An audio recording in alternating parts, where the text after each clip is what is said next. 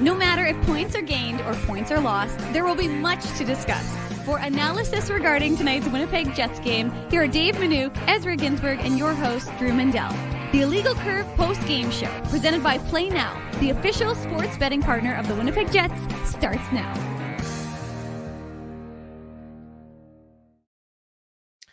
Good evening, Winnipeg. Good evening, Manitoba, for all those joining us live this evening on our YouTube channel and all of our social media platforms. I'm drinking with you, Drew. There you go, drinking with me. We say good evening, universe, and welcome to the Illegal Curve post-game show. The band is back together with Ezra Ginsburg, with Dave Manouk. I'm your host, Drew Mandel, here to discuss what else but another Winnipeg Jets victory. This one, a shutout over the Utah Hockey Club, a team that I will undoubtedly call the Arizona Coyotes multiple times over the next hour. Of course, it being election day south of the border, I decided to start drinking early today. So please, cheers, belly up, enjoy. This is going to be a wild ride for the next 60 minutes, much like the Winnipeg Jets victory over the Utah Hockey Club. It's like a Winnipeg Jets presidential race drinking game, right? Like you just drink every time the Jets win, drink every time they announce the results from another state. Yeah, anytime there's a battleground, whatever state you have to take a shot, you would be dead within at least a solid 20, 25 minutes minimum. But for all those who have decided to tap out on John King or Steve Kornacki or whomever you are choosing to watch your election coverage with, assuming you're watching it, we are thrilled that you're with us here on this Tuesday night to discuss yet another Winnipeg Jets victory. This one in a far different manner than we saw on Sunday against the Tampa Bay Lightning, a game that was wild and crazy. This much more of a business-like, workman-like, simple process for the Jets in taking the 3-0 victory, sort of back to the roots of a team that wants to start with defense first, which they of course did by pitching the shutout against the Utah Hockey Club, Ezzy. Yeah, well, before we get into the breakdown of the game, I just want to say I'm honored to be broadcasting from my new home in sunny St. James. I'm no longer a resident of River Heights, so this is kind of historic for the Illegal Curve Hockey Show because I've always been either broadcasting in my own house or Dave's house. Drew's never invited me to his house in Crescentwood, but I understand that because of the moat and everything like that. It's hard to actually gain, proper access to his huge sprawling mansion. Yes. But yeah, so I'm happy to be broadcasting here from St. James. As you can see, I've still got a little bit of setting up to do. My computer's on a couple of boxes right now, but I've got a few things. I got the IC license plate and the Illegal Curve Jets Ducks game that we did back in the day. But yeah, I mean, look, the Jets. This was. Where's that poster from? That's when that was the game that we did at Goodwill Social Club. For those who have heard of Goodwill Social Club, that's when the Ducks retired Teemu Selanne's jersey. Drew, only you and I were there. Okay, I was going to ask, why do I have no recollection of this happening? No offense, you weren't invited. Well, we're talking. When was that, Dave? Like 2017, 2018? Like we're Something talking like that, 6 or 7 years ago. So yeah, we've got the nice little sign here. Okay. But yeah, just wanted to get that in there that I'm a proud resident of St. James now. So I'll say keep your stick on the ice. People who know what I'm talking about. Ralph from St. James, of course. So give Ralph a shout out. Obviously, the best caller that we ever had back in the TSN 1290 days. But yeah, I mean, this was it was a bit of a snoozer, guys. Like, let's be honest, it was a little low event, but I think Jets fans will take it. Look, it was mentioned on the broadcast by Dan Robertson and Kevin Sawyer, and then also when Sarah was talking to Craig Button during the intermissions, like the Jets have proven, you want to play a run and gun, high scoring game. We just saw that with the Jets and the Lightning. You want to play a tight checking, low scoring game where, there's a few power plays, but, you rely on your penalty kill. The Jets can play that type of game as well, right? So obviously a really well-deserved shutout by Connor Hellebuck. He didn't have to steal the game or anything like that. But you think back, guys, late in that second period, remember those saves that he made on Clayton Keller? Yeah, he's a hell of a hockey player. Wow, is he good? Logan Cooley, too, and Dylan Gunther. I mean, this Utah club, we talked about it, guys, before the season started. We were expecting them to be better than they were last year when they were the Arizona Coyotes. And look, what have they earned? Points in 9 of 13 games, 9 of 14 games, something like that, right, guys? So, I mean, 8 that of 13 now, but yes. There you go, 8 of 13. So you know what that tells you? They're a scrappy hockey club. And Andre 13 Turin, he's a good hockey coach. They're well coached. They're not an easy out anymore. So look, the Jets just outplayed them, and we got to give a big shout out. I'm sure Dave's going to get in here in a second for Nino Niederreiter. I mean, 900th game, one of the best players to ever come out of Switzerland. Scores a couple goals, and that third line, guys, wasn't very effective in the first couple periods, and then they came alive in the third. And I thought they had several good shifts where they do what they usually do: hem the opponent in their zone, use their physicality, drive the net, everything like that. And we'll get into the Niederreiter second goal, which obviously, he creates that in his own zone with a good check on Kesselring. But yeah, it was just an overall kind of, even though it wasn't, you're not going to write home about this type of game. It was still an impressive game because they were in control of this game from the start of the game. Yeah, and I'd say that their penalty kill was good again. I mean, they were really effective in the first 3. They allowed a few more shots in the fourth one, and one of the things that the Jets do, and they don't take a lot of penalties, so they wouldn't like that element of things. Kyle Connor, say goodbye to that Lady Bing with his second or third penalty of the season. But, so they take the 4 penalties, especially in the first 3. They didn't allow a shot on one of them. They only allowed 1 shot. I think they had 2 shots in the other 2. And then I think they gave up 3 shots in the fourth and final one that the Coyotes, sorry, there I get the first one, Utah Hockey Club took. And, Ezzy, to the point that you made, and what a surprise. Oh, the power play scored again. Although it's funny because today, during our media availability earlier in the day, Mike McIntyre of the Winnipeg Free Press brought up the fact that there was an evenness to the power play and how both units were pushing the other. And we talked about it, Drew, this weekend, about how the second unit had actually scored a few more goals, kind of taking the lead in that regard, but that they were really, in terms of ice time, they were even. And then it was funny because, of course, second power play that they get, the first unit was on for the entirety of the power play and then scored with very late. And then the other thing I would probably mention, and you're right, in terms of the third line or the Lowry line, let's not get bogged down in details as to what number line they are.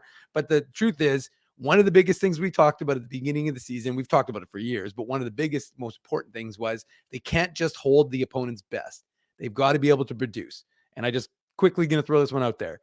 Through 13 games, Nino Niederreiter, 7 goals, 5 assists. Mason Appleton, 4 goals, 6 assists. And Adam Lowry, 2 goals, 9 assists. So you're not just holding the opponent's best, you're scoring, you're producing. That's got to be one of the best third lines. And again, I haven't done a cross-section of the other 31 teams, Ezzy, but to me, when you can get that kind of production from that line, and you're getting production from the other 2 lines, when you're getting that kind of production from those guys, it's a significant reason why this Jets team is winning. Yeah, you're absolutely right, Dave. When you're getting that kind of contribution, lines 1, 2, and 3 in whatever order you want to get it, doesn't really matter. And then you have a fourth line that typically is winning their minutes as well. They didn't tonight. They actually had one of their weaker performances. They only had about 20% of the possession, so they weren't very good tonight. I wouldn't be shocked, by the by, if we saw maybe a David Gustafsson get back in the lineup on Thursday against the Colorado Avalanche. Although the sounds like a hot take, Dave. Well, it's not a hot take, but Scott Arniel, it was last week at this point in time. He said that he needed to get David Gustafsson back into the lineup. So obviously the team is still winning, so that usually means you don't make any significant lineup changes. But at the same time, only that 20% possession number, that's not great at 5-on-5, especially for a line that's been munching most of its minutes so far this year. That said, I think if you're the Winnipeg Jets, the win is great. The score is fabulous. The shutout is terrific. I think what you're most excited about tonight is that the penalty kill had a perfect game, because the last few games, and it hasn't really been talked about very much because the offense has been so incredible. We talked about it. 6 goals against Detroit, 6 goals against Columbus, 7 goals against Tampa Bay, is that the penalty kill had been giving up almost a goal in each of those games. So you want to see that goose egg back on the board from the penalty kill, as it was really clicking earlier in the season.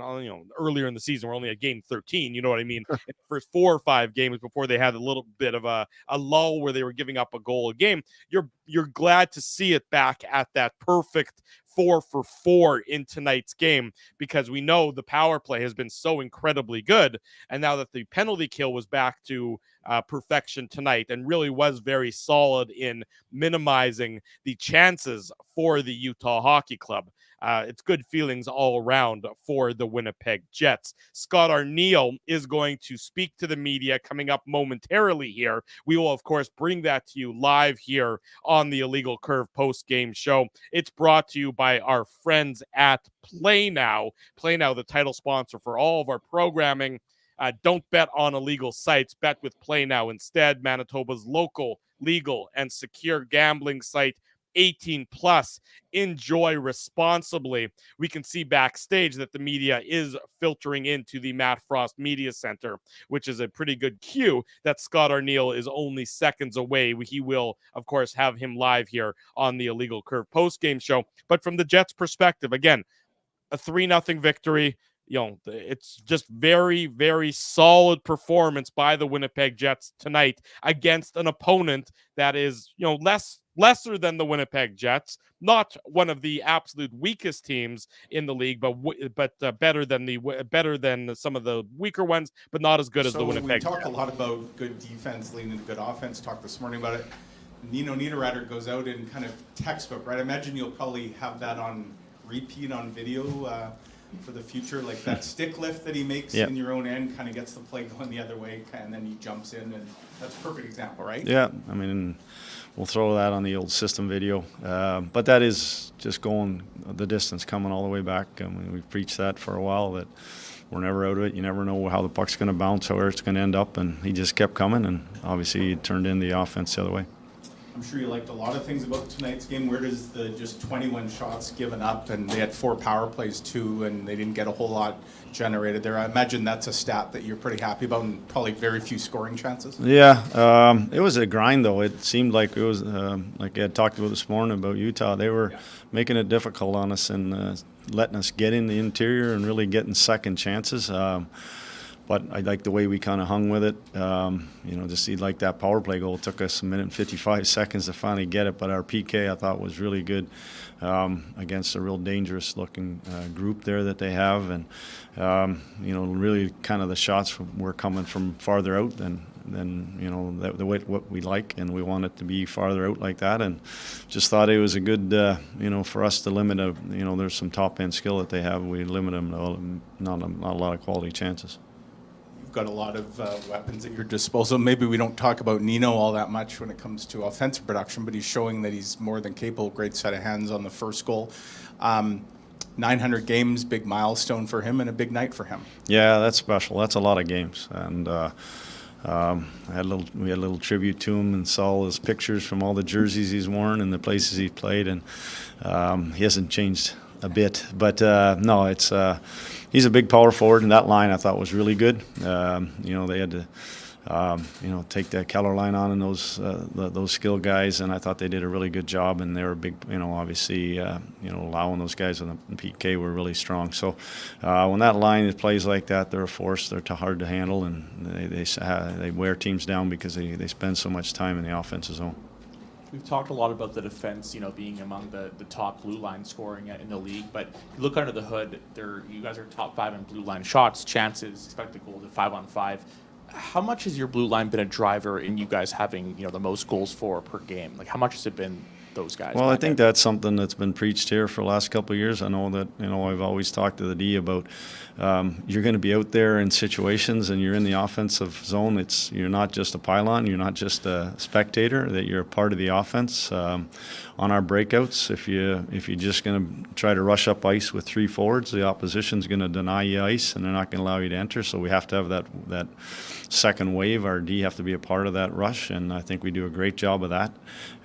But just the fact of when you have a lane to get pucks to that net front, that creates the chaos. That creates the explosion of where that puck may go to. That creates second and third opportunities. We do a pretty good job of having good net front presence.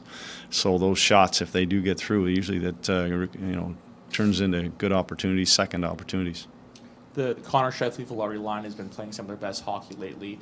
How much do you think of that, with their controlling more offensive zone time has been a product of them being in the neutral zone and being a lot more assertive there? In the neutral zone? Yeah, like being more assertive to create I don't really look at the neutral zone as much. How much time you spend in your end of the rink, and I think that's an area for me that they've really worked at and they've taken pride in. I thought tonight they did a good job of staying out of there as much as they could possibly be. I think that those guys buy in just like all the other lines, and I think that helps them. I think everybody realizes now that when we defend, and I say 200 feet defending, not just our end. When we defend, might be through the neutral zone, whatever it is, tracking back, those type of things, it gets you the puck back, and it gives you a chance to go play offense, and that's what everybody wants to do. This morning we talked about how the power play units kind of challenge each other, and maybe shortly before Vilardi scored it, I don't know if you felt this way, it didn't feel like the one that a goal would come from, but he takes the puck up almost assertively to the half wall and sort of resets things. And I wonder if that's a sign that the guys on your unit take extra responsibility for the pace that it's playing at to elevate that standard.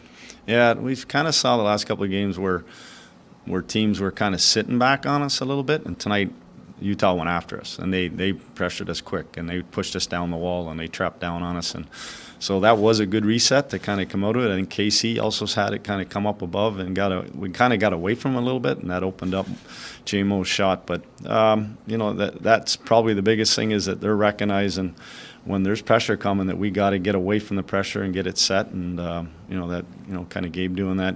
I thought KC did it too, to get it up and away, and he set it to Scheif, and that's just some of the things that those guys are kind of picking up on. They're recognizing what the opposition is doing. Like I said, tonight was more aggressive than maybe we've seen in the past. A couple of the guys, I guess it was Josh and Nino, who were saying there's just so many different ways that you've won, and it seems to give some confidence that, hey, when there's that many different options to win a game of different styles, it might be a more sustainable feeling. Do you feel like being versatile helps in that way? Yeah, I think it does, because every opponent you run into each night throws a different game at you, or a different look at you, or sort of a different way of attacking us, or trying to defend us. So we're finding different ways of winning, and whether that's playing a heavy, hard dump and chase game, if that's a skill game, if that's getting to the inside, if it's our specialty teams, like you mentioned, different things kind of winning us hockey games. We're finding ways to get in games and stay in games and get the outcome that we need. Coach, I'm sure that you spent a lot of time focusing on getting off to a fast start this year. Could you ever have anticipated a 12-1 start in the NHL? No, not at all. Obviously, you go into every game hoping to win every game, and you're planning to win every game. It doesn't always work itself out, but kind of Murat's saying our depth and our way of getting in different ways of scoring and different ways of winning games. These hopefully are all things that we're building confidence to do this for. We still got what it is, the number 70 to go, whatever. But again, it's all, we're all real happy, real excited about what's happened. But again, this is our big divisional week. Starting with Utah here tonight was 2 points. We know who's coming in next. Colorado and Dallas again. So these are still for us. It's one thing about this group we have done. We've focused on our opponent, and then once that was done, we reset and got ready for the next opponent. You like to use the term protecting the guts of the ice. Is that about as good an example? Yeah, that was a pretty good example tonight. I thought that, like I said, their top six, not big guys, but extremely quick and darting in and out and making plays and second opportunities. And we knew that we had to have some layers. Nino's situation, it had to be people kind of making sure that backing up, coming in late, doing all those things. I thought we did a real good job of protecting tonight. I'm interested in the level that you see Mark Scheifele at right now as a puck distributor. Compared to, I thought he's a tremendous puck distributor. Exactly. I think he's always been that. Is Compared this to a just goal scorer, I don't know. I don't know where to. Well, I guess I'm just thinking of that pass that he finds KC on right at the end of the game there. There's four legs there, two sticks, and he gets it through a tiny little hole perfectly on the stick. It feels to me that as good as he's been, he may be finding even more passes in tighter spaces than we've seen in the past and making it look easy. Yeah, I think when we talked the other day about KC, and him getting all those looks and those chances. I think that's part of that chemistry, is that him and Scheif have a pretty good idea where each other's gonna be, and Scheif has a way of, you know, being deceptive and, you know, maybe holding on to an extra second that others maybe don't, and then, you know, he has a way of finding people, and right now those guys have been connecting that way, and you throw Gabe in there, and it's, you know, it's a pretty good threesome. And just last one, what kind of game you saw out of Sandberg tonight? Oh, you know what? Just you saw it. You know, obviously the PK, blocking those shots, and then comes down to the third period. He has to do it again. He laid out right in front of another one. Didn't matter that he got hit earlier. He's been, you know what? We've asked him to take on a big load this year, and you know, he's been pretty consistent. He's had to go out and play against some top skill. I thought him and P have done a good job of giving us, you know, our top four have done a great job against opposition's top six. Thanks, guys. There he goes, Winnipeg Jets head coach Scott Arniel speaking to the assembled media after the Winnipeg Jets 3-0 victory over the Utah Hockey Club. I thought one of the points that somebody asked about and that Scott spoke about, 21 shots against when you have 4 power play opportunities against is a really remarkable number for the Winnipeg Jets. To give up that few shots in the course of this game really speaks to the style and the smothering nature of the Jets game tonight, Dave. They really did take time and space away from Utah, which is a huge that's how the Jets want to play. We've been seeing that. We sort of maybe saw them getting away from that a little bit in the offensive flurry of the last few games, but to take a divisional opponent and smother them to that effect. And you think about the 3 games, I think it's 3 games now against divisional opponents. Shutout against the Utah Hockey Club, 1 goal against the Chicago Blackhawks, 1 goal against the Minnesota Wild, if I'm recalling correctly. So you played 3 divisional opponents. You've given up a grand total of 2 goals, and you've really tightened up your defensive structure in those games. Yeah, and if you can give up only 1 goal against Colorado and Dallas, then we're really talking. I don't think anybody's expecting that. But how many people expected the Jets to start the season 12-1 and be first in the league in goals for, goals against, goal differential, power play? I mean, we can go on and on and on and on here. The numbers don't lie. I mean, this Jets start, even though none of us really expected it, I don't think anybody was predicting. I mean, I think some people thought the Jets would have a good start based on their schedule, right? We talked about it. Their strength of schedule was probably, you know, at the very least top 5 in the league when you consider most of these teams are non-playoff teams. But you beat them, right? Like that's the whole point. Like but the good Jets start is 8-5. A good start is 8-4-1. It's 9-4. I mean, a good start isn't 12-1. That's that's an exceptional start. Phenomenal. It's phenomenal. It's elite, whatever word you want to use. That came out. They're the 6th NHL team in history.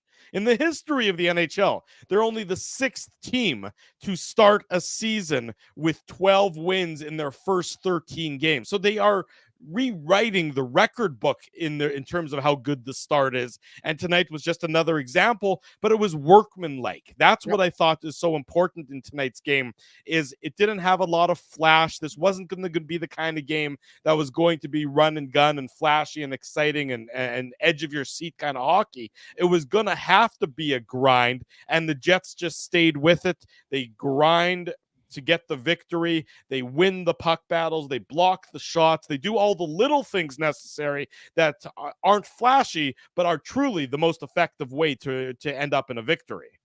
Yeah, and you know, we'll get into that maybe on Saturday's show in terms of why they're selling out the barn. I mean, let's focus on the fact the Jets are winning, okay?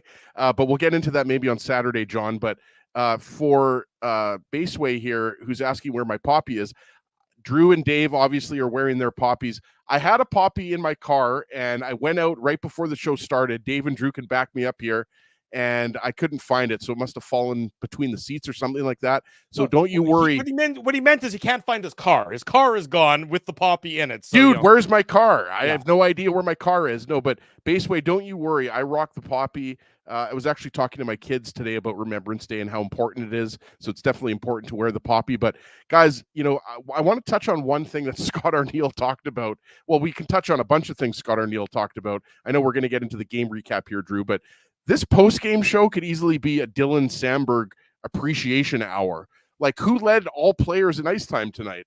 Dylan Sandberg. And what was the kind of question mark going into this season was the second pair. Neil Pionk has certainly elevated his game. We know he's racking up the points like they're going out of style.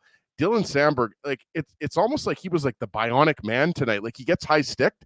He just got right up, and it was almost like, he was like T-1000 for those who know what I'm talking about, Terminator 2 Judgment Day. He was incredible on the PK, jumping up into the play, his physicality.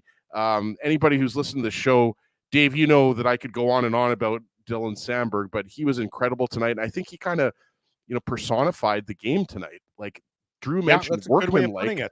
The Jets, they were patient, and that was talked about a lot on the broadcast. But I think, what stands out to me, and we have quite a good discussion in the chat going on about Mark Scheifele and Kyle Connor's defensive play. Scheifele was physical tonight. Kyle Connor, you hear a lot about him backtracking. Like, he's engaged on both sides of the puck.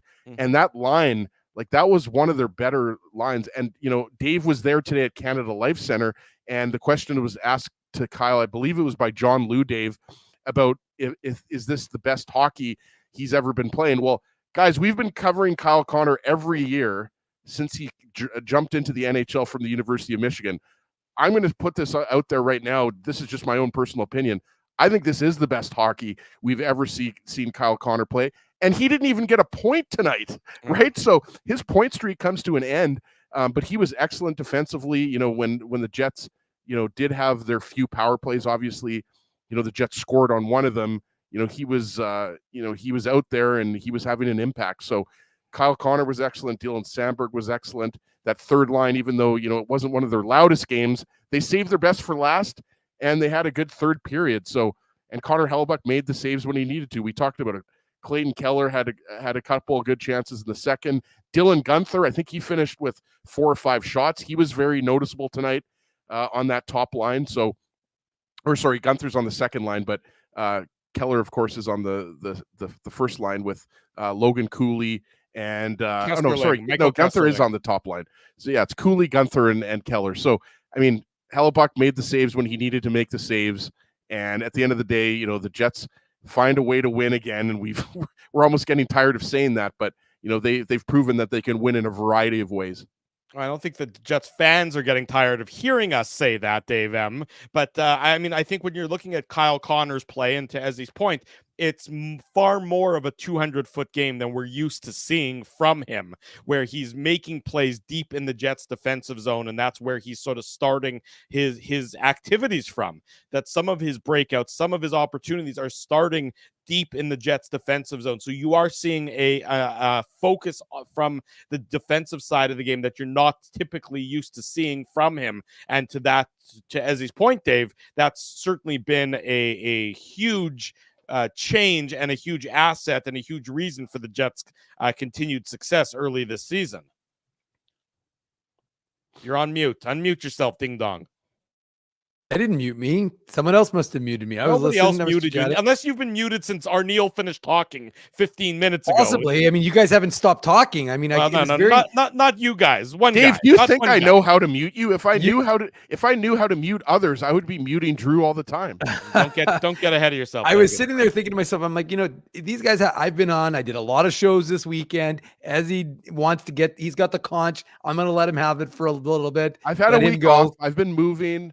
River Heights to St. James, my erotic journey from River Heights to St. James. I've been busy. I've missed a few shows. I appreciate it. Stepping up with COVID. That's why Dave M has always been the IC MVP.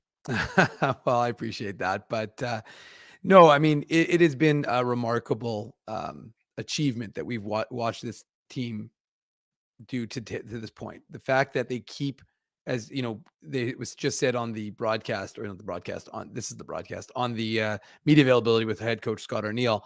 It really is feeling like every single game there's a different way that this team wins, and the cornerstone is always the same. The 5-on-5 play has improved. The special teams have been great, including the penalty kill today. And I know, Drew, you're right. They were allowing a few more power play goals of late.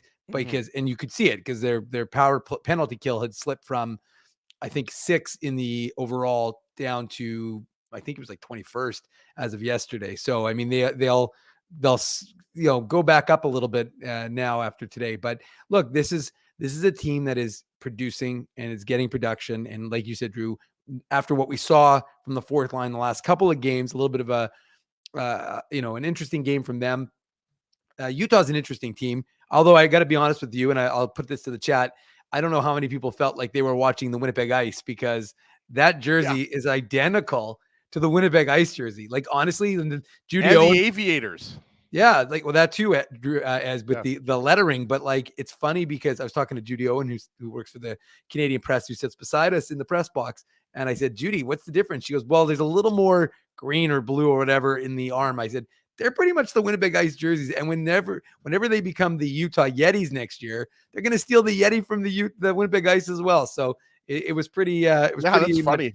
Yeah, seriously, I think the chat will agree with me on that one, because I was looking at it. I was like, this looks eerie. How much? Because we haven't ever. I mean, again, it's kind of a historic day. It's the first time we've ever seen Utah in Winnipeg. So chance to see a new hockey team, first time since Seattle. So that'd be 2 years ago. It's also funny too, Dave. Sorry to cut you off there. It's also funny how they traded Connor Geekie, who obviously played for the Winnipeg Ice. Yes. Which would have made a lot of sense for them to keep him, because he would have looked exactly the same as he did when he played for the Ice, right?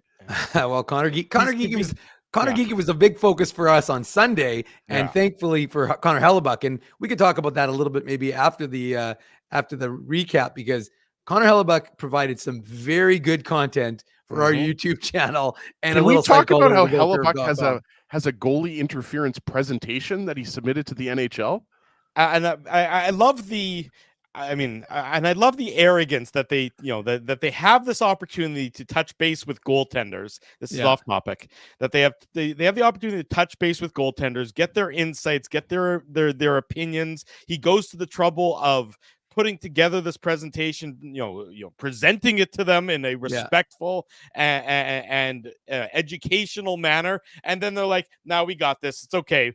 The complete shit show that is goaltending interference, we're good with that. We don't really care what you have to say on the subject matter. I mean, these guys. Well, the funniest thing, Drew, we were both at the game. You were taking pictures of me eating pizza and then circulating them to our friends. It's true. Or maybe you sent it to me and then I circulated it to my friends, just to show that I was eating and living well. But I mean, everybody that was everybody. Game, I'm not sure that's eating well by anybody's definition. I think that's anytime you're eating pizza, you're eating well, right, Dave? Especially if it's from Boston Pizza, of course, which I went to with my family and had a wonderful meal tonight. Used up all my kids' card meals. But you didn't have any kids with you, though. That was the thing. You were just recruiting children off the street true. so you could get the deal. Yeah, absolutely. Love the worms and dirt for dessert. Always get that.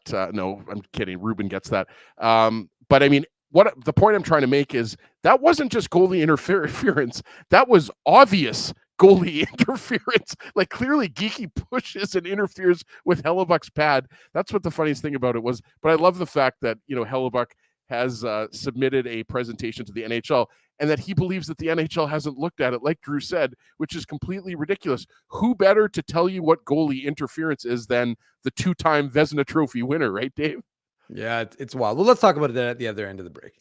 Let's get into the Betway game recap. How about that? 34 minutes into the Illegal Curve post-game show. We haven't even started the Betway game recap. So we'll do that now here on the show. Sorry, Playnow game recap. Damn it. The Playnow game recap. There's a team in Utah, a team in Arizona. I got different sponsors. Things are not going well for Mr. Mindell so far. Have another sip, Drew. Yeah, exactly. I think I need to drink more of the red wine. That's here. I'll have a sip for you. Thank you. I appreciate that. The Playnow game recap, I apologize, is of course brought to you by our friends at Playnow. Learn to bet with Playnow, the official betting partner of the Winnipeg Jets. Sign up and get up to $250 in bonus bets. Conditions apply. 18 plus. Enjoy responsibly. No scoring in the first period of tonight's game. A first period that was controlled certainly by the Winnipeg Jets. 12-6. the shots on goal through the first period. The Jets had about 65% of the possession, 60% of the possession, 82% of the expected goals for percentage. So they weren't able to get anything past Karel Vejmelka, but it wasn't for lack of opportunity, and it certainly wasn't for lack of control of the pace of the game. A good first period for the Winnipeg Jets on everything but the scoreboard that indicates how many goals have been scored. Right. And just look, like the second period was clearly Utah's best period. They only had one high danger chance in the first and third period at even strength, right?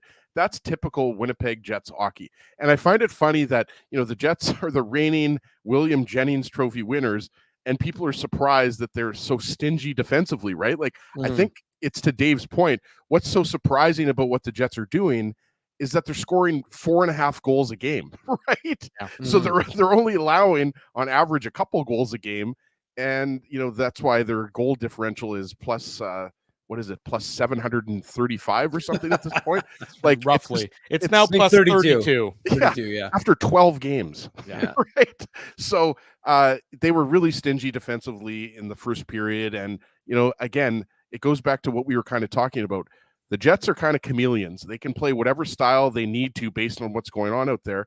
And, we saw the skill on display, guys. Like, you saw that give and go in the first period between Clayton Keller and Logan Cooley, where they kind of cut into the middle, and then Logan Cooley dropped it between his legs, or it was Clayton Keller dropped it between his legs to Logan Cooley. It didn't result in a great scoring chance, but it just showed you that line was really I thought, to be honest with you, that line, the Logan Cooley line, Adam Lowry's line had trouble with that line tonight. Like, and they're fast and skilled. That's a high skill. That's a high danger line. I mean, that's a line filled with top 10 first round draft picks. So they should be able to go out there and do something. And that's where, Utah's issues come into play, is they have that great first line, but then after that, their depth is not great. I mean, they don't have the high end talent behind that to really make up for when that line gets, doesn't get them. I going thought Drew Barrett, Hayden, Nick Schmaltz, and Michelli, I didn't think they were that strong tonight, and that's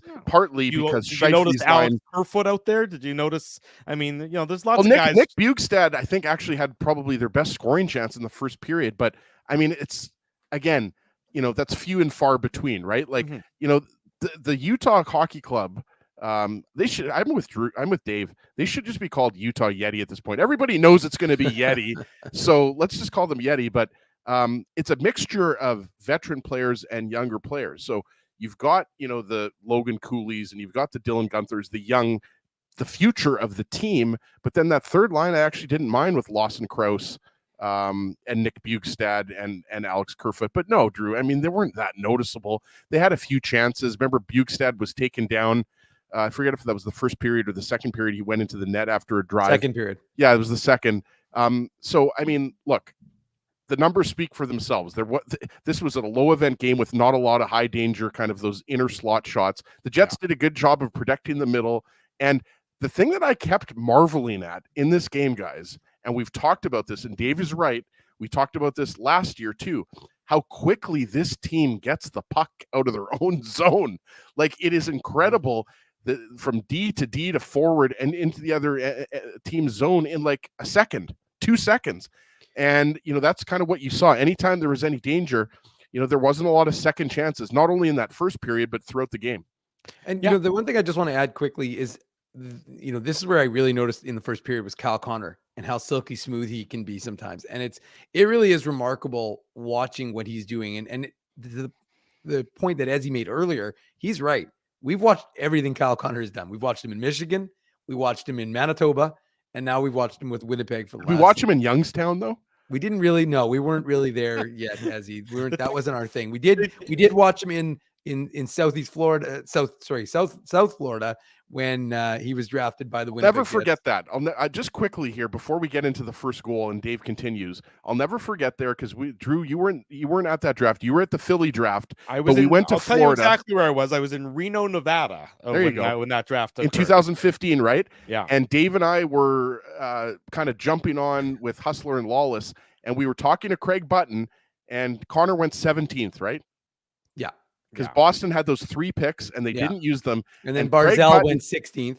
Right. And if there's anybody that knows what they're talking about, it's definitely not the three of us. Craig Button knows what he's talking about. And back in 2015, which is hard to believe was 9 years ago, he told us, Gary was still part of the station back then. He said, you guys have a steal at 17. And he was right. If you redo that 2015 draft, obviously, I think Connor McDavid's still going first overall. And I think you guys, aren't going to argue that. Does Kyle Connor go top 5 in that class? He for sure goes top. Like he goes a lot higher than 17th. He's at least top 10 in that class. I would say he probably does. I mean, in terms of goal scoring ability.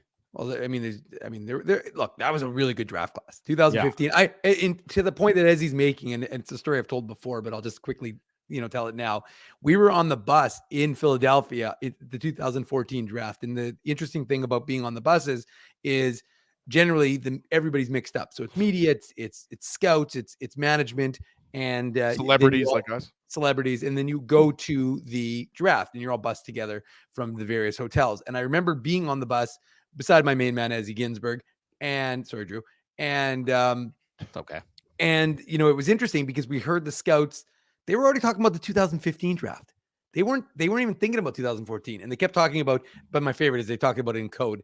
Well, there's an A+ prospect. Yeah, his name's McDavid. Oh, there's an A+ prospect. Yeah, his name's Eichel. We get it. Like, it's understood. But the fact is, they were so excited about 2015, and we hadn't even, I think it was being bussed to the first round, boys, the Friday night. So anyways, lots of excitement. And yeah, Kyle Connor has been a phenomenal addition. And I'm just, now that we've kind of really kind of circled around it, the point I was trying to make is just, you just see the things that he's doing now defensively, his aggressiveness, first of all, and as in another aside, and for the Jets 1.0 fans in the crowd, and I know I already put this on Twitter, but Kyle Connor with his duster. Yeah, but he looks identical to Doug Smale. I'm sorry. I know, but if you're all of a sudden going to try and step up, if you're all of a sudden going to try and step up in the mustache game, you got big shoes you gotta fill. I mean, look at this thing. Look at this thing. Drew, even I want a mustache ride. I wasn't offering them. And the show's over. Anyways, all I was going to say is that he looks identical. Every November, I always think this guy looks just like Doug Smale. And it's funny because Doug Smale was fast, could score, not quite the same as Kyle Connor, but was he wore number 12, right? Is he number 12? It's funny. I was trying to remember what number he was because I was looking at the career Jets. It's interesting because Josh Morrissey has played like 595 games now, and he would be the 4th most on the Jets 1.0, which is behind Steen, who had 950, Howard Chuck, whatever he had, and Smale had, I think, 600 something games, 621. The combination of Kyle Connor's mustache and shiner is incredible. Like to your point, Dave, he's a throwback 1980s hockey player right now. And it makes sense because he's getting the type of points you would get in the 1980s as well. Anyway, so just to kind of finish my Kyle Connor thought, I just see what he's doing now in tight, and he's going around guys. And it was too bad because had he scored, he would have put Nick Schmaltz into a bad place because I don't know if you remember that play where he kind of dipsy doodled around Schmaltz in the first period. And, I was going to do a Schmaltz on Schmaltz thing, but I didn't get a chance to because he didn't score. But the truth is you're just watching a guy who's playing with a tremendous amount of confidence. And we know he already has a ton, but it just seems like, I don't know. It just seems like last year, he just never got back to the level. Like we saw him start off extraordinarily hot, then obviously got injured in Anaheim and, with the knee injury, came back, but he just wasn't the same player. He was good, but he just wasn't that same Kyle Connor. This is like Kyle Connor on steroids right now. Like it's just ridiculous what we're seeing from him night in and night out. And whether it's his defensive play, which results in offensive opportunity, we're seeing it. I think a lot of other folks are recognizing it, and it really serves the Jets well when 81 is flying the way he is. And we got Jess saying that it's because his wife announced that she was pregnant, so it's the dad energy tonight. There you go. Well, whatever it is, the Jets will gladly keep Kyle Connor playing the way he is. Bruce is saying that Smale wore number 9, and now that he's saying that, it does. I was close. I was only 3 off. Yeah, it's almost the same thing. You're right. No score after 20 minutes, as I mentioned. Second period, not quite the same, much more of a grinder. I thought Utah was better in the second period, and the Jets maybe weren't quite as good as they were in the first. The Jets do kill off 2 Utah penalty opportunities or power play opportunities in that second period. Colin Miller gets called, and then Kyle Connor gets called. This, of course, after Rasmus Kupari gets called in the first period. The Jets then get their opportunity on the power play with Dylan Gunther in the box for hooking. Then there's, the Jets get their time to shine. And as we mentioned, it's basically the first unit out there for almost the entirety of the power play opportunity. They had control of the puck for the most part in the Utah zone. Wasn't necessarily what I would describe as smooth, but the Jets kept winning puck battles. They kept winning puck retrievals, and eventually it ends up with the big boomer of the shot from Josh Morrissey, tipped by Gabe Vilardi. The secondary assist goes to Mark Scheifele, and sure, it's not necessarily his goal, but it's the slap shot that results in the tip, which results in the goal. So for me, given that it's the game-winning goal, it's also good enough to be the Seager shot of the game.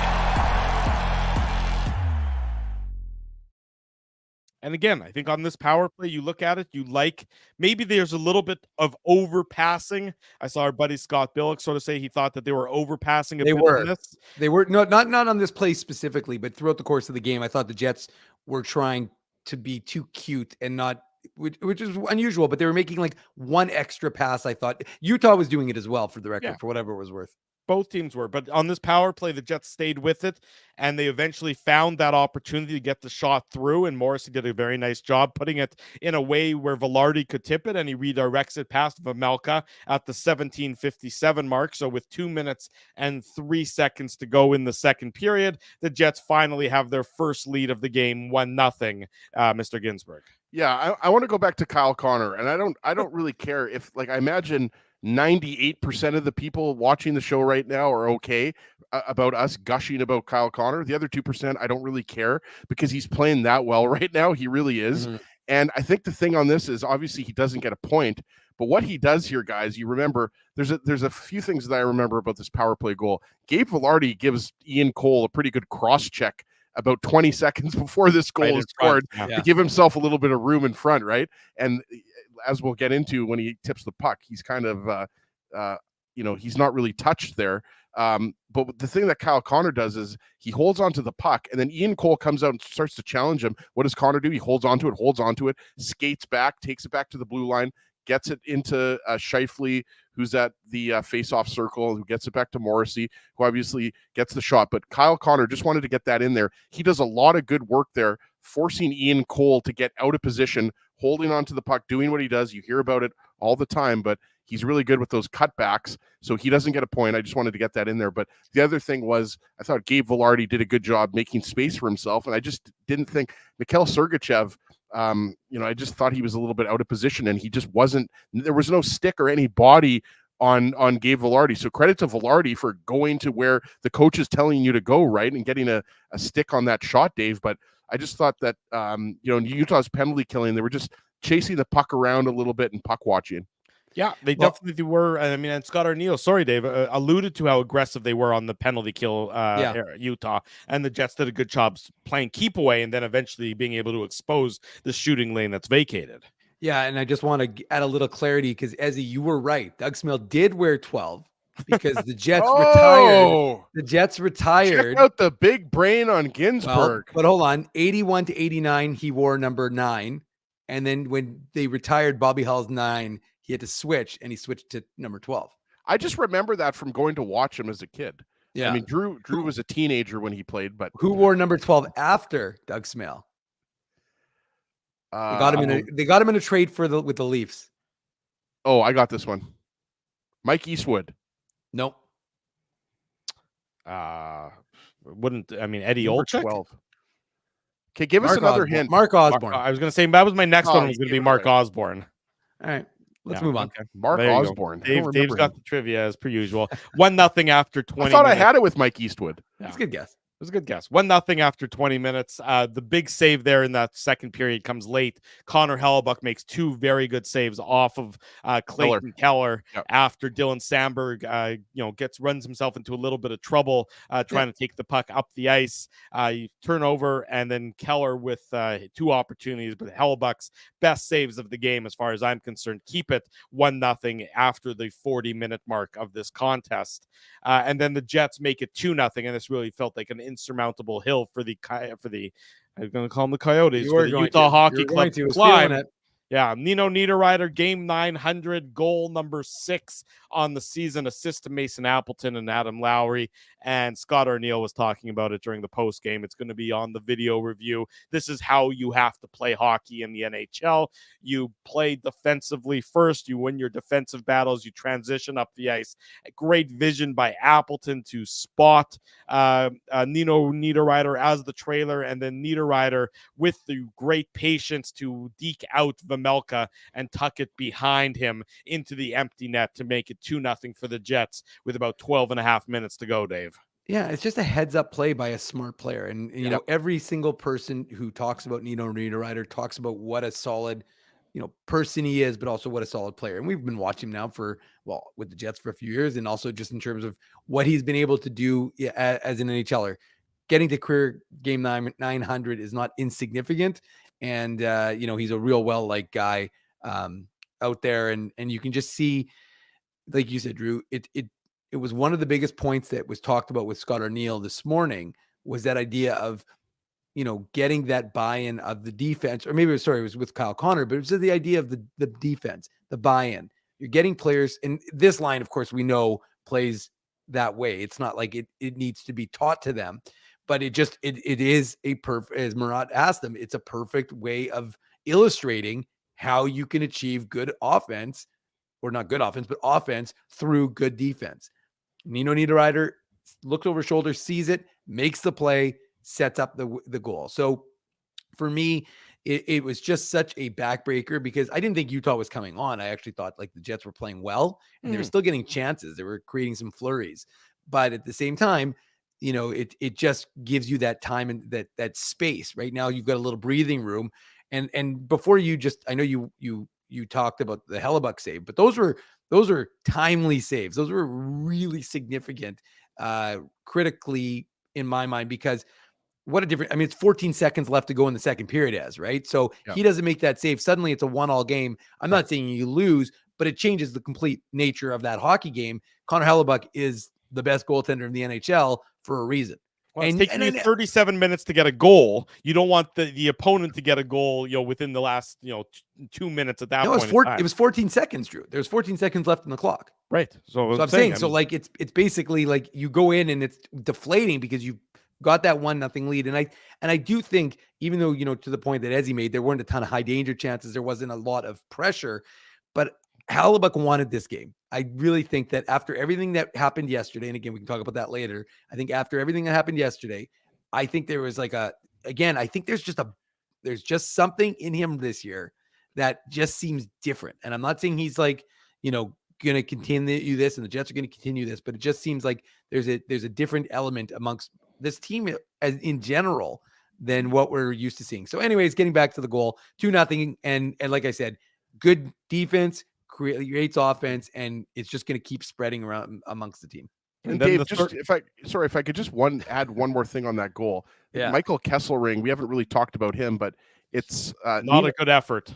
Well, but it's Dave mentions that Nino Niederreiter is such a smart player. Like he really is. And, he could easily be a top 6 second line player. I know we sometimes call him a second line player. What I'm talking about is he could play on a team's second line, because we're still calling the Lowry line the third line. But the point I wanted to make about Kesselring is it's funny because Morrissey starts the breakout and it's a soft pass. So Niederreiter could have easily just tried to handle that puck. But the fact that he ties up Kesselring to allow the puck to go past, Morrissey then follows up with the play and then gets the puck up to Lowry. And then Kesselring now is behind the play. So Nino Niederreiter now has the speed coming into the zone. And then Dylan Guenther actually does the right thing and takes Lowry. Sergachev's in a position where he can't really handle Appleton, right? Because he's wide. And then it's just kind of, I don't know if it's irony that Kesselring, or unfortunate maybe, that Kesselring just can't get back into the play. But it's just, well, go like back and Dave watch said, his effort there. You see a lot of glides. You see some glides there, rather than some strides. And that's what I don't like about no, but I his just effort on think, that play. no, you're right. You're good to point that out, Drew, and you're right. But I just think that, Nino Niederreiter deserves a lot of credit for that's a guy who's played 900 games in the NHL to just make that play. It's a subtle play that could have easily not resulted in anything, but because I almost called them the Utah Jazz, because Utah had some players in deep, it created a odd man 3-on-2 situation. So that's all I wanted to get in there. It was, a really, smart play by Niederreiter in obviously a milestone game. And he makes it a second goal of the game. It's the empty netter just after Utah pulls Vejmelka. There's a turnover right sort of at the top of the Jets, just inside the Jets blue line. They calmly and composed get it out of their zone. And then you can see that like the defenseman is playing as if it's a 2-on-1 with a goaltender in the net. And like you can sort of see Niederreiter, like his thought process. He's like, I want to give it back to Appleton, but the defender is shading over to Appleton, which means there's just an empty net for him to shoot at. He's like, okay. And he puts it into the net and made it 3-0 at the 17:01 mark. And the Jets take it home from there for the final 2 minutes and 59 seconds. They don't give up a goal. They only give up 21 shots on the game, and they win their 12th of the season in 13 contests, their third division game as they're perfect in division, and they good times keep on rolling with tonight's 3-0 victory over the Utah Hockey Club. That does it for the Playnow. Make sure I say Playnow again. Game recap. Big thanks to our friends at Playnow for their continued support. We'll pay a few bills, and then when we come back, more on the Jets and the Utah Hockey Club, and we'll look ahead briefly to Thursday night against the Colorado Avalanche. Drew Mandel, Dave Minuk, Ezra Ginsburg with you on a Tuesday night. Don't go anywhere. You have nothing else to watch. This is the most important show that is happening tonight by far, and it's also the one that's going to least likely give you a coronary. So stay with us. It's the Illegal Curve postgame show. We want to thank you for not betting with Playnow and choosing our illegal gambling site instead. Because we couldn't afford things like this without your money. So much of your money. Now you might have questions like, do our profits benefit your community? No. Or bet with Playnow, Manitoba's local legal and secure gambling site. Dining, entertainment, parking, and convenience, all in one spot. City Place is located in the heart of downtown Winnipeg, attached to the Canada Life Center. Whether you're working, living, or out for a night in the downtown, make City Place your go-to destination before or after the fun finds you. Lunchtime, game time, anytime, visit City Place at 333 St. Mary Avenue, next to Canada Life Center. Holt Dental, the new official dentist of Illegal Curve, has a philosophy rooted in two unyielding principles: genuinely caring about patients and providing outstanding service. Being a patient of Holt Dental means more than just checkups and treatments. It's taking the time to listen and talk to each patient so they can achieve the best long-term health, functionality, and aesthetics for their teeth, mouth, and gums. Conveniently located at Grant Park Festival on Taylor Avenue, Holt Dental is dentistry of the highest quality in a comfortable and relaxed environment. For more information, visit holtdental.ca. Oh, and there's plenty of free parking at the front door, too. Celebrating its 40th year as Winnipeg's home for stand-up comedy, Rumors Restaurant and Comedy Club has recently been named Canada's top comedy club and a top 5 comedy club in North America. From birthday parties to date nights to fundraisers and everything in between, Rumors is your destination for the best and most affordable live entertainment Winnipeg has to offer. For more information on upcoming shows, Rumors' incredible promotions, and to purchase tickets, visit rumorscomedyclub.com. So you're a pizza person, you married a wing person, but somehow your kids are salad people. You can't pick your fam, but you can pick your BP meal deal, starting from $18.99 for takeout or delivery at bostonpizza.com.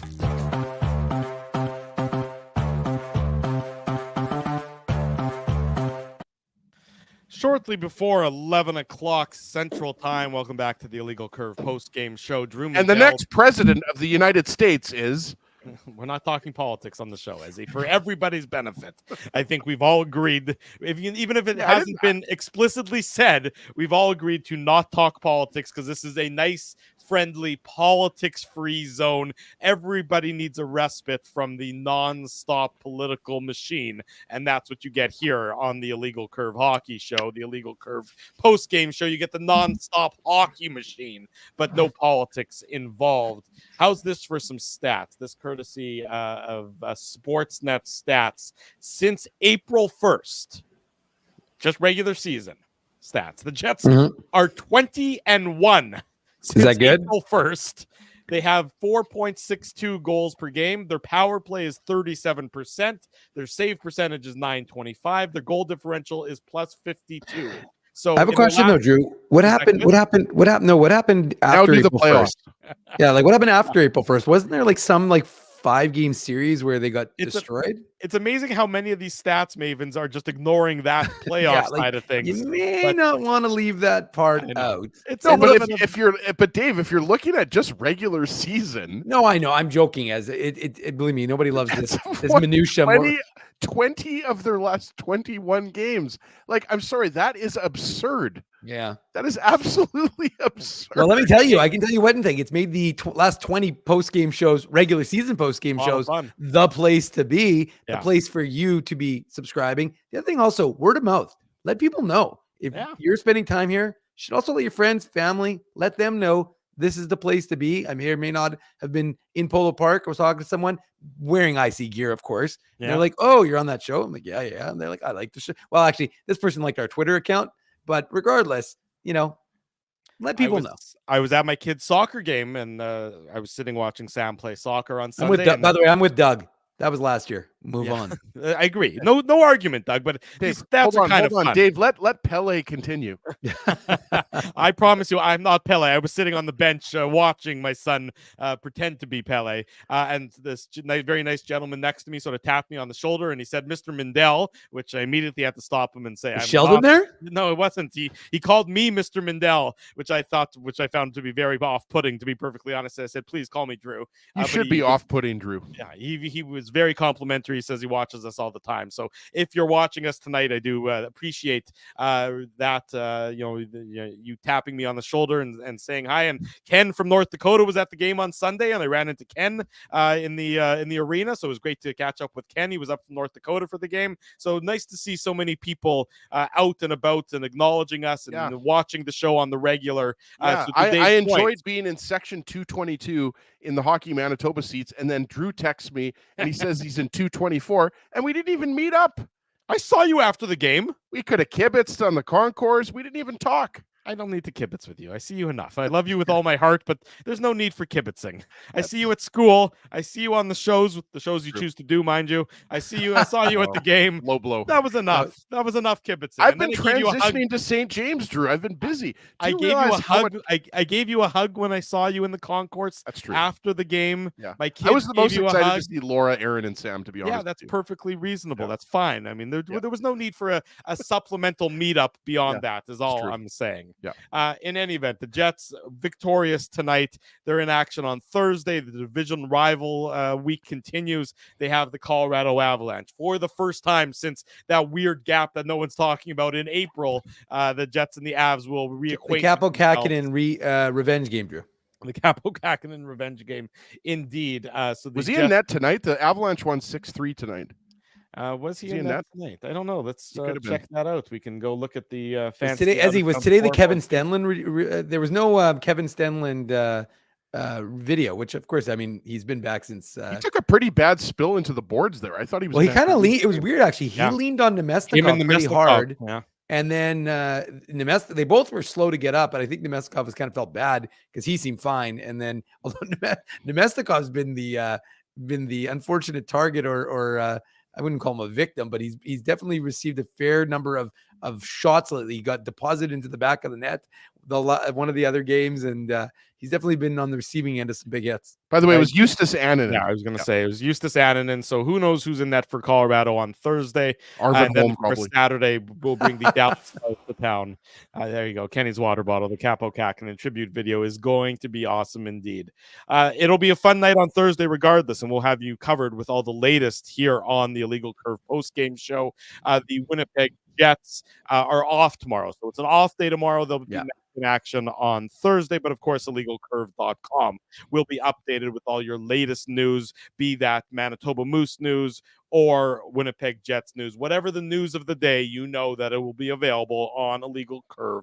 There'll be a little Moose news, no question. I know you'll bring the Moose news to the people. You do that very well. I was trying to anticipate how I was going to do it, but then I was like, the Moose are practicing at 10:30. Put on your antlers. It's time for the Minuk Moose Minute on the Illegal Curve Hockey Show. You see, this is why I didn't want to give him access to be able to press the button. I know. I had to go to bat to give Ezzy the first time this year for those watching and listening on the podcast. Yeah. I have not had admin capabilities. We had to kind of first and last, by the way. We had It can be withdrawn very quickly. Yeah, you had to fight with StreamYard a little bit to give us three. No, they were very good about it. No, they were good. Thank you, StreamYard overlords. Nobody knows what StreamYard is. For the record, StreamYard is the technology that we use to distribute this show to our Facebook page and to the YouTube channel and to any of the different platforms that we use. So this is the first time this year, Game 13, finally, I can post comments and hit that Minuk Moose Minute bumper. So I'm going to do it, Dave. I mean, what did you That's expect? why I'm drinking, folks. It has nothing to do with the U.S. election results. I'm just drinking because Ezzy's got access now. Anyways, the point is, I was just going to say, so I was trying to figure out how am I going to do both, but good news is I don't have to worry about it. But originally it was going to probably work out because I'd be at Hockey for All Center at 10:30, do that till about an hour and a half, and then book it all the way downtown to the Canada Life and cover the Jets. But I don't have to worry. I don't have to make a choice. There's no big deal there. So I can just give you some Moose coverage tomorrow before they head out to Texas to take on the Stars in Cedar Park. So not the Dallas Stars, the Texas Stars. And Deep so in the heart of Texas. Yeah, so they'll be doing that come this weekend, and we'll have it covered, of course, on This ain't hold. There you go. So before we go, just Okay. I mean, again, like I said, I covered it. I was there, but just what were your takeaways from the Hellebuck stuff? Because I do think it's interesting. Like I thought save it for Saturday. Why don't we spend more time with it on Saturday? We're already an hour 10 Monday, in. Tuesday, Drew. We have another game before Saturday. I was going to say there'll be like two games. I mean, we can delve deeper into it and give it the requisite amount as of you know, time. what we could do: kick Drew out, keep the show rolling. Just saying. That's fine. Just saying. You can do that very well. Well, Almost 300 in the chat. show. I like it. Yeah. Let's save it for Saturday. We'll delve deeper into it on Saturday because I think it deserves more time than give it short shrift at the end of the game show. Fair enough. Thank you. That's it for us on this Tuesday evening edition of the Illegal Curve post-game show. We want to say a big thank you to all the sponsors of Illegal Curve who make this show a possibility. Of course, Playnow, they're the title sponsor of all of our programming. Our friends at Rumors Restaurant and Comedy Club, Mike Rita is in town. Most of the shows for this week are sold out. If you want to see Mike Rita, very limited tickets available. Get them, rumorscomedyclub.com. Holt Dental, Boston Pizza. We're next going to be there on November the 22nd, Friday, November 22nd. Mark it in your calendar. It's a 6:00 puck drop. The Jets are in Pittsburgh to face the Penguins. We're going to be at Boston Pizza for a watch party and a live post-game show. So be sure to join us then.